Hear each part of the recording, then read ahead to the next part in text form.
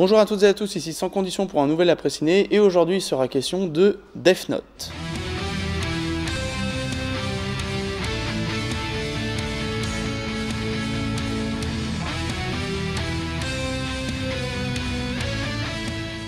Light Turner, un ado, va trouver par hasard le Death Note, un carnet qui permet de tuer des gens en y écrivant leur nom. Donc avant de commencer cette vidéo, je tiens à préciser un truc, je n'ai pas lu les mangas, je n'ai pas vu les animés et je n'ai pas vu les films japonais Death Note, donc je ne sais pas ce que le film vaut en tant qu'adaptation. En revanche, j'aimerais qu'on s'arrête un petit peu sur justement ce côté adaptation, parce que j'ai vu que apparemment ce film se prenait beaucoup de critiques négatives dans la tronche, juste parce qu'il était infidèle à l'œuvre originale.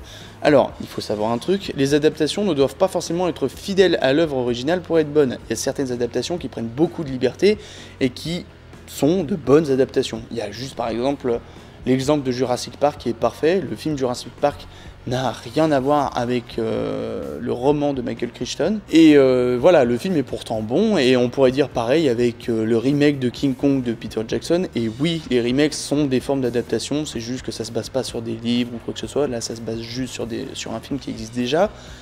Mais c'est une forme d'adaptation. Donc pour King Kong, bah, c'était pareil, le film prenait de grosses libertés, même sur l'œuvre originale. Tout d'abord, le fait que le film créait plus d'empathie pour la créature, le fait qu'il y avait une relation entre Kong et Andaro qui était complètement inexistante dans le film de 1933. C'est pas parce qu'on est infidèle à une œuvre que forcément le film sera mauvais, que l'adaptation sera forcément mauvaise. Je vais reprendre ce qu'avait dit Thomas Alfredson, le réalisateur de Morse, un film que je vous recommande grandement, à propos du remake Let Me In qui n'était pas sorti à l'époque. Film que je vous recommande beaucoup moins du coup, allez voir Morse mais pas Let Me In. Et il avait dit en fait que pour lui un remake, mais ça marche aussi pour les adaptations, est censé, enfin pour être bon, doit corriger les défauts de l'œuvre originale et apporter une vision différente par rapport à cette même œuvre. Et je pense que c'est complètement vrai, je suis complètement d'accord avec ce qu'il a dit. Donc voilà, la fidélité à une œuvre d'origine n'est pas un gage de qualité. Cependant, oui, il faut être un minimum fidèle à l'œuvre qu'on adapte. Si vous faites, si par exemple Steven Spielberg avait décidé de faire un film Jurassic Park sans les dinosaures, bah ça aurait eu aucun intérêt. Enfin, c'est pas que ça aurait eu aucun intérêt, mais ça aurait été une très mauvaise adaptation. De même, si quelqu'un décidait un jour de faire un remake de Alien et qu'il décidait de faire un alien qui ne se reproduit pas via des hôtes ou un alien qui n'est pas une représentation du viol ou quoi que ce soit, bah ça serait pas une bonne adaptation étant donné que ce serait beaucoup trop éloigné par rapport à l'œuvre originale. Ce qu'il faut en fait, c'est garder les bases de l'œuvre d'origine. Il faut garder les bases. Là, par exemple, dans Death Note, ce qu'il faut garder, c'est t'écris dans un cahier, ça tue des gens.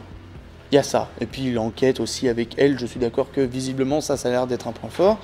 Et justement, en parlant de points forts et en parlant de Death Note, on va parler du film Death Note de cette année qui est très moyen. Alors tout d'abord, on va commencer par les défauts de ce film parce qu'il y en a quand même beaucoup. C'est pour ça que je dis que le film est moyen parce qu'il y a quand même beaucoup de défauts dans ce film. Donc on va commencer par un truc, c'est trop rapide. Voilà, le film est trop court et donc trop rapide. Parce que, visiblement, vu que c'est un manga, c'est quand même un truc assez large, un univers assez riche. Donc tu peux pas tout foutre l'univers d'un seul coup en 1h40. Et je sais que dans le film Death Note, il y avait l'histoire apparemment d'une enquête du personnage de L, un personnage assez mystérieux, assez spécial, qui enquêtait sur Kira, qui est le pseudonyme, grosso modo, que prend le personnage de Light Yagami, qui dans le film Death Note s'appelle Light Turner. Apparemment ça fait chez beaucoup de gens. Moi personnellement, ça fait partie des trucs que je trouve absolument pas gênants. Donc enfin bref, il y a cette enquête aussi dans ce film, l'enquête du personnage de Elle, dont on reviendra plus tard parce que pour le coup ça c'est une qualité du film, qui enquête du coup sur Light Turner, mais vu que le film ne se concentre que sur, est censé être un petit peu unique, et qu'à la base je pense qu'ils vont faire des suites apparemment, mais clairement le film était pensé pour être indépendant du fait qu'il fonctionnait avec l'histoire qu'il a lui-même. Sauf que le problème, c'est que là, ça va beaucoup trop vite. Et par exemple, là, l'enquête est rushée parce que apparemment, le personnage de Light était quand même suffisamment intelligent pour pas se faire choper directement par elle, ou du moins pas choper, mais le fait que là, elle va savoir directement qui est Light. Alors oui, c'est un petit spoiler, effectivement. Il va le savoir directement. Ne vous inquiétez pas, c'est pas un spoiler qui gâche le film. Il y a d'autres trucs qui gâchent le film, mais pas ça. Parce que oui, comme par exemple l'autre élément qui gâche le film, on a par exemple le fait que Light soit complètement con. Voilà, c'est un personnage qui est complètement con, stupide. Voilà, qui en plus est développé en 30 secondes, qui est plutôt mal interprété aussi, hein. Des moments, Nat Wolff qui incarne Light est vachement dans le surjeu ou dans le sous-jeu, ça dépend des moments. Et du coup, alors je pense qu'en fait le fait qu'il soit stupide est là pour un petit peu pour expliquer pourquoi elle a trouvé qui était Kira rapidement en fait. Je pense que le fait qu'il soit stupide justement a joué sur le fait qu'il le trouve assez rapidement. Donc c'est assez cohérent. Mais quand tu vois ça à l'écran, tu trouves ça juste stupide. Et le personnage est pas attachant non plus, parce que voilà, il est développé en 30 secondes. Ce qui est un problème, encore une fois, quand tu décides de mettre toute une œuvre qui aurait mérité une trilogie en un seul film d'1h40. Pourquoi un film d'1h40 ? Ils auraient pas pu faire un film de 2 heures ou un film de 3 heures. Pour enlever cet exprès, parce que le film est beaucoup trop rapide. C'est étonnant que je dise ça, parce que moi je m'en fous qu'un film soit rapide, je m'en fous qu'un film soit lent, mais il faut qu'il y ait un rythme. Là c'est rushé. L'histoire est complètement rushée. C'est-à-dire que, ouais, le Death Note arrive direct.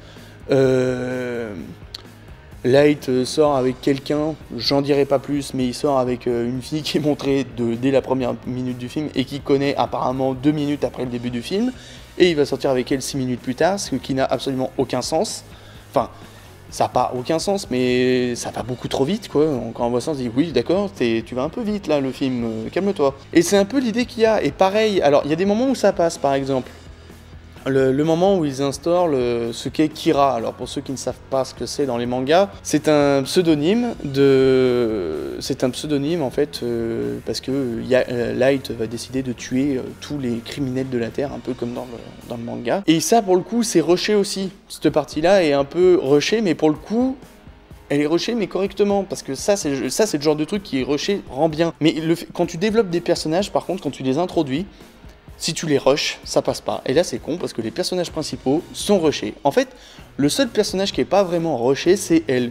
Son introduction est rapide, encore une fois, il n'a pas un fond qui est non plus extrêmement poussé, mais vu que l'acteur joue bien, que le personnage est bien montré et suffisamment développé pour pas qu'on s'intéresse forcément à lui, c'est pas important qu'on s'identifie à quelqu'un, mais le fait que, voilà, on sent que c'est un personnage, que c'est pas un truc en carton, parce que Light et Mia, par exemple, c'est des personnages en carton-pâte.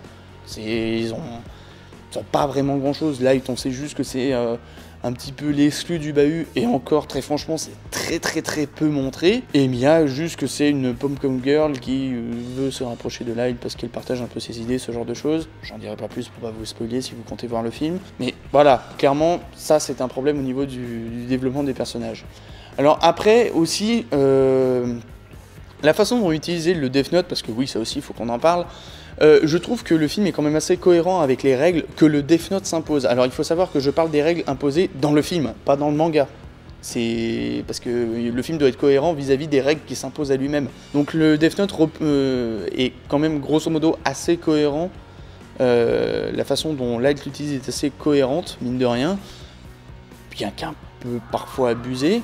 On va pas se mentir. Et vu qu'on parle du Death Note, il faut aussi qu'on parle du démon Ryuk, qui est apparemment incarné par Willem Dafoe, qui est franchement très sympa, et dont je regrette le fait qu'il n'apparaisse pas tant que ça, parce que quand il apparaît, ça relève un peu le niveau du film. Alors, du temps qu'à parler aussi des choses qui relèvent le niveau du film, on a aussi la réalisation et la mise en scène qui sont, grosso modo, correctes. Voilà, qui est correct, ça passe.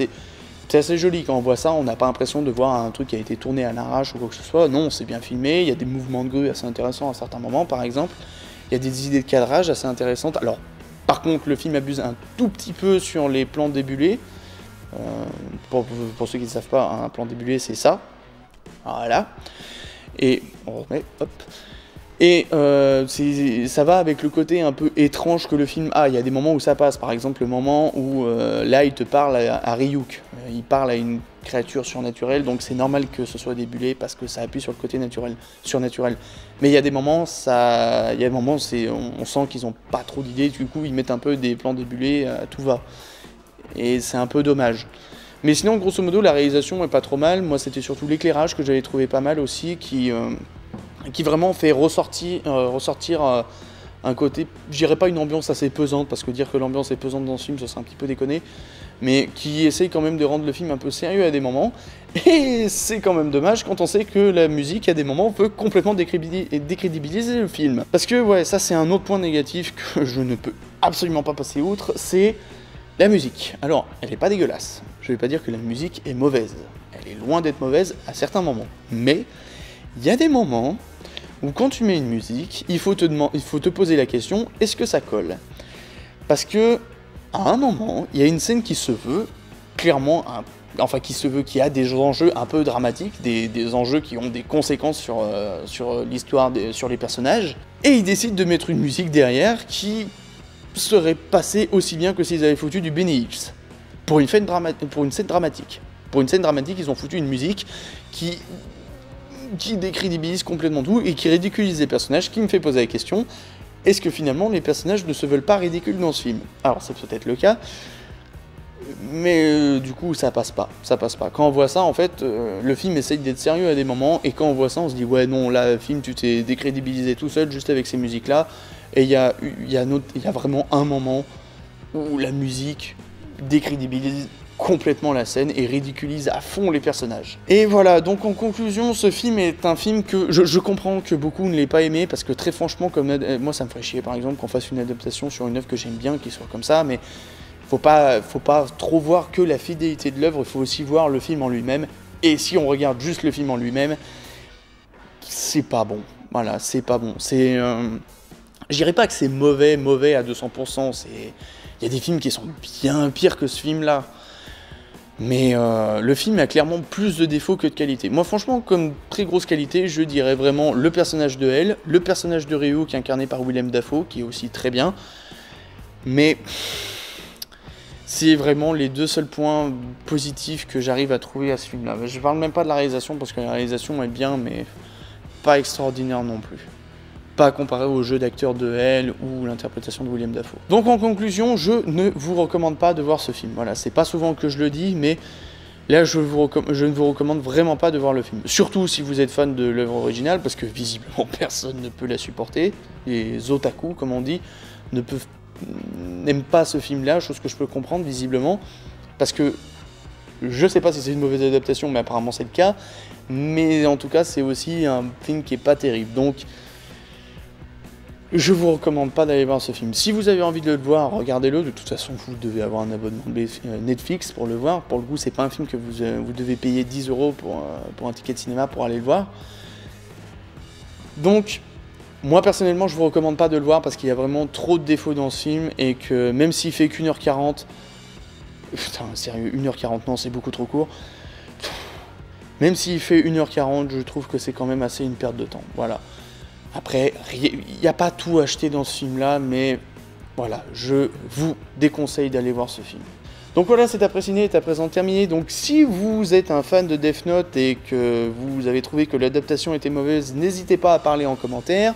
Si vous avez des commentaires à faire sur ce film ou sur la vidéo en elle-même que je viens de faire, n'hésitez pas non plus à les laisser en commentaire. Vous pouvez également laisser des questions auxquelles je répondrai si jamais il y a besoin. En attendant, d'un je suis membre d'un groupe cinéma sur Facebook qui s'appelle C'est comme cinéma, que vous pouvez rejoindre. J'ai laissé un lien en bas pour rejoindre le groupe. Groupe qui possède également son Discord, et donc je vous proposerai de temps en temps de faire des débats après ces critiques après ciné sur les films critiqués. Donc j'en organiserai probablement une sur Hitman and Bodyguard et Death Note, même si on en a déjà parlé. Donc j'organiserai probablement même ce soir un débat sur Death Note et Hitman and Bodyguard. Voilà, maintenant je vous dis à très bientôt pour de prochaines vidéos. Ciao!